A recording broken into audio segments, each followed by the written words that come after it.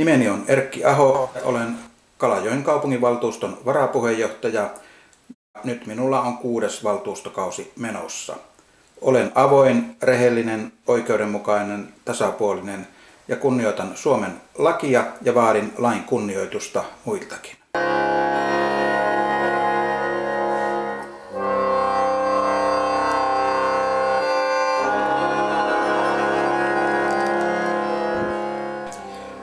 Kalajoki-blogissani tuon esille Kalajoen tapahtumia ja niiden taustoja.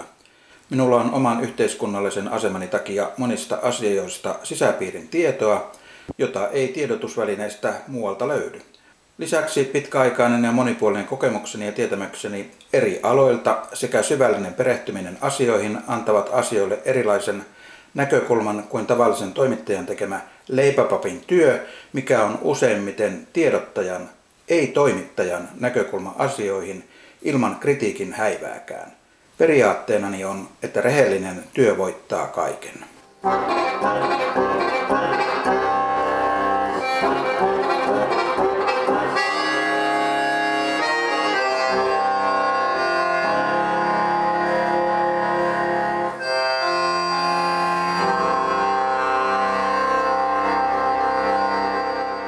Ja kunnioitan Suomen lakia ja vaadin lain kunnioitusta muiltakin.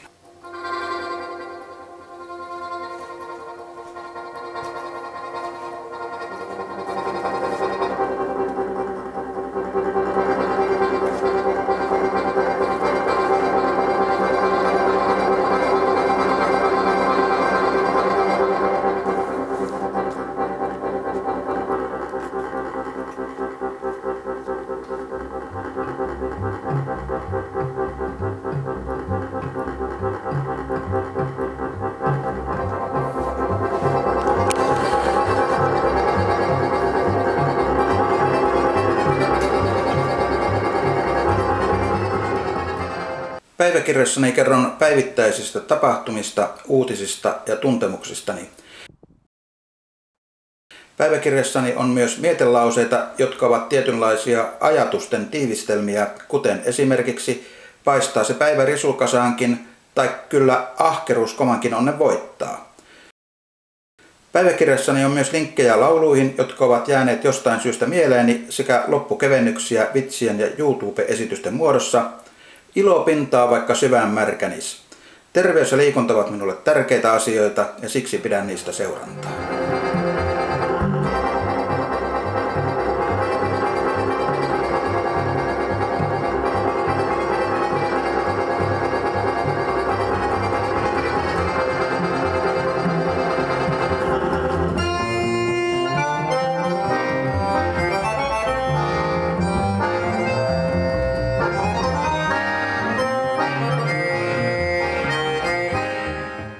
Olen käynyt oikeustaistelua jo yli 16 vuotta suomalaista oikeus- ja asianajajamafiaa vastaan. Olen selvittänyt Suomen valtion rikollista toimintaa julkistamalla kiistattomat tosiasiat todistusaineistoineen oikeuslaitos- ja poliisiblogissani.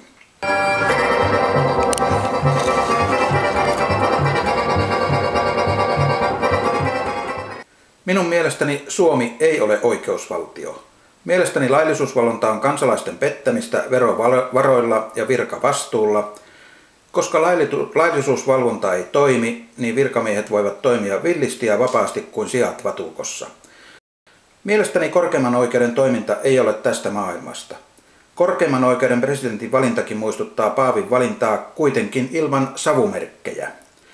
Ymmärrän varsin hyvin entisen korkeimman oikeuden jäsenen, kun hän sanoi, että kun häneltä kysytään, mitä hän tekee, niin hän mieluummin sanoo soittavansa pianoa pornopaarissa, koska ei kehtaa sanoa, että hän on korkeimman oikeuden jäsen.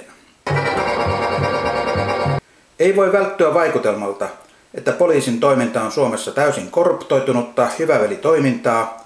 Poliisin korruptiota ylläpitää Suomessa toimittaja Mikko Niskasaaren mukaan apulaisvaltakunnan syyttäjä Jorma Kalske. Olen Mikko Niskasaaren kanssa samaa mieltä asioista.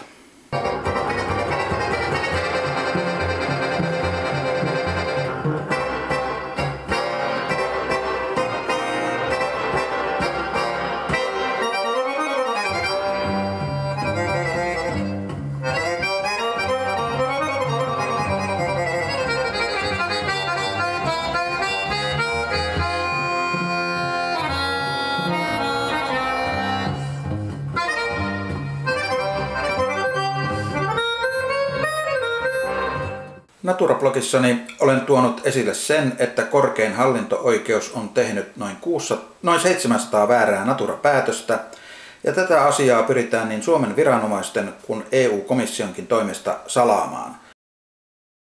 Myös itsenäiset Kallankarit laitettiin Naturaan lainvastaisesti ja otettiin sieltä Suomen viranomaisten toimesta lainvastaisesti pois.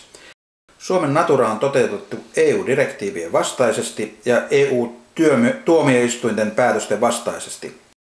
Mielestäni maailmassa on 3 turhaa asiaa: nunnan nännit, paavin pallit ja hallinto-oikeudet.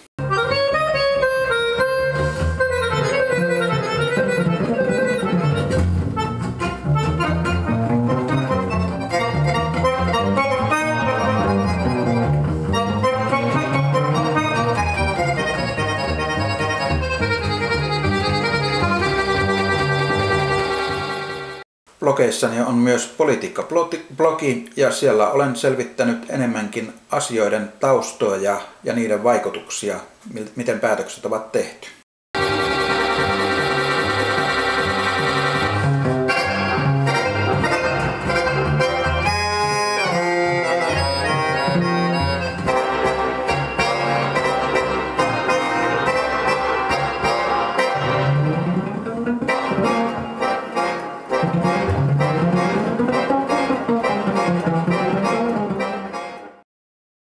Pankkikriisi-blogissani olen selvittänyt pankkikriisin syyt, tapahtuneet tosiasiat ja pankkikriisin syylliset. Olen tuonut esille niin sanotun Koiviston konklaavin toiminnan, mitä pidän valtiopetoksena. Olen tuonut esille niin sanotun SSP-sopimuksen ja sen laittomuuden sekä Suomen valtion rikolliset toimet pankkikriisissä, eli muun muassa laittoman toimialarationalisoinnin ja Kera Oyn ruumiinpesuryhmän ja niin sanotut saattohoitajatoiminnan. Myös Active Hansa-kauppa täyttää minun oikeustajuni mukaan törkeän petoksen tunnusmerkistön. Epäselvät saatavat myytiin ulkomaille rikosten peittelemiseksi. Asiat on ilmeisesti poliittisesti päätetty, eikä niihin uskalla mikään puolue eikä tiedotusväline puuttua.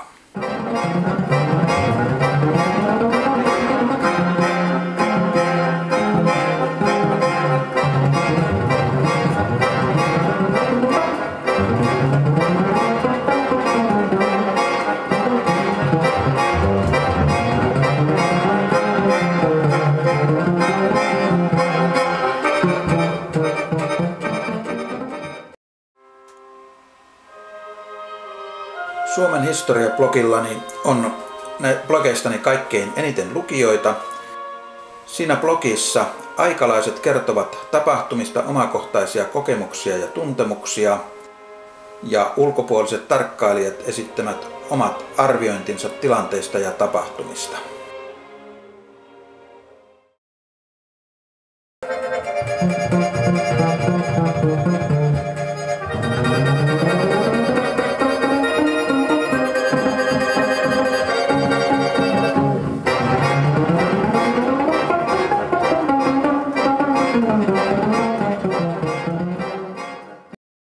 Kotiseutuhistoria ja urheilu ovat minun sydäntäni lähellä, siksi seuraan paikkakunnan urheilutapahtumia aktiivisesti urheilublogissani. Urheilun historiablogissani tuon esille, mitä urheilun saralla on aikaisemmin tapahtunut. Kalajoen historiassa olen tuonut esille kalajokisten merkkimiesten tekoja ja tapahtumia Kalajoella. Kotiseutuhistorian harrastukseni luonnollinen jatke on organisoimani Kalajoki-näyttely, jossa on esillä Markku Hakolan maalaamia muotokuvia kalajokisista merkkihenkilöistä ja rakennuksista sekä taiteilija Oma Orellin maalaamia tauluja kalajokisista merkittävistä rakennuksista. Kalajoki-näyttelyssä on myös Leo Takalon ja Ivan Georgievin tekemiä pienoismalleja kalajokista rakennuksista. Olen tehnyt näyttelyyn historiikit henkilöistä, rakennuksista ja tapahtumista. Olen aika aktiivisesti kirjoitellut paikallisiin lehtiin yleisönosastokirjoituksia ja sen jälkeen sitten seurasi tuo kirjan kirjoittaminen. Kirjan nimi on Olet maamme armahin Suomenmaa ja kirja kertoo Suomen 1990-luvun lamasta ja sen jälkeisestä ajasta, pankkikriisistä ja taloteollisuuden osuudesta kriisissä, koska itse toimin taloteollisuudessa PR-teollisuus Oyn toimitusjohtajana, joka ajettiin valtion toimesta konkurssiin.